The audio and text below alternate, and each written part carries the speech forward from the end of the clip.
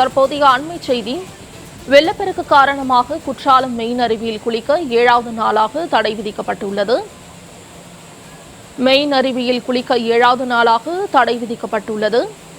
ஒரு வாரமாக மெயின் அருவியில் குளிக்க தடை விதிக்கப்பட்டதால் சுற்றுலா பயணிகள் ஏமாற்றம் அடைந்துள்ளனர். தொடர்ந்து 7வது நாளாக மெயின் அருவியில் குளிக்க தடையானது விதிக்கப்பட்டுள்ளது. ஒரு வாரமாக மெயின் அருவியில் குளிக்க தடை விதிக்கப்பட்டதால் சுற்றுலா பயணிகள் பெரும் ஏமாற்றம் அடைந்துள்ளனர். குற்றாலம் மெயின் அருவியில் குளிக்க 7வது நாளாக தடை விதிக்கப்பட்டுள்ளது. தொடர்ந்து ஒரு வாரமாக மெயின் அருவியில் குளிக்க தடை விதிக்கப்பட்டுள்ளதால் சுற்றுலா பயணிகள் பெரும் ஏமாற்றம் அடைந்துள்ளனர். இதுகுறித்த கூடுதல் தகவல்களை வழங்குவதற்காக தென்காசியில் இருந்து செய்தியாளர் ரஞ்சித் இணைகிறார். ரஞ்சித், குற்றாலம் மெயின் அருவியில் தொடர்ந்து 7வது நாளாக குளிக்க தடை விதிக்கப்பட்டுள்ளது. கூடுதல் விவரங்கள்.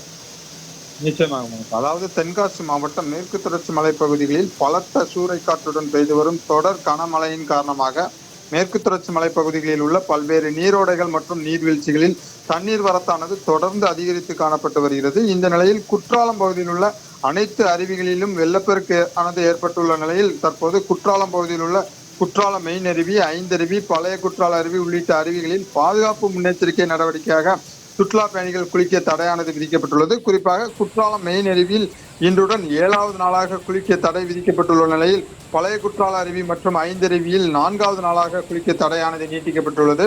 குறிப்பாக தற்போது சாரல் திருவிழாவானது குற்றாலத்தில் நடைபெற்று வரும் நிலையில் சாரல் திருவிழாவை காண்பதற்காக ஏராளமான சுற்றுலா பயணிகள் குற்றாலம் பகுதிக்கு வருகை தந்த வண்ணம் உள்ள நிலையில் தற்போது குற்றாலம் பகுதியில் உள்ள அருவிகளில் குளிக்க தடை விதிக்கப்பட்டுள்ளதால் குற்றால அருவிகளில் குளிக்க முடியாமல் ஏராளமான சுற்றுலா பயணிகள் ஏமாற்றத்துடனே திரும்பி சென்று வருவது குறிப்பிடத்தக்கது. மனிஷா. ரஞ்சித், தகவல்களுக்கு நன்றி.